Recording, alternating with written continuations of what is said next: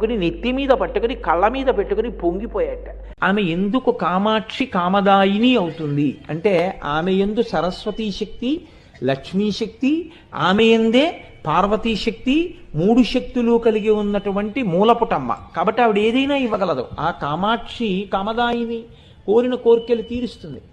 ఒక్కసారి అమ్మవారి దేవాలయ ప్రవేశం చేసి నమస్కరించినటువంటి వాడు నేను ఇది పొందలేకపోయాను అని వెనక్కి వచ్చినటువంటి సందర్భం ఉండదు. నిజాయితీగా ప్రార్థన చేయడం అన్నది జరిగితే నాకు బాగా వేదన రావాలి, ఒక బ్రహ్మచారి కోరికే, ఎవరి వల్ల తీరాలి? ఆవిడ అనుగ్రహంతోనే తీరాలి.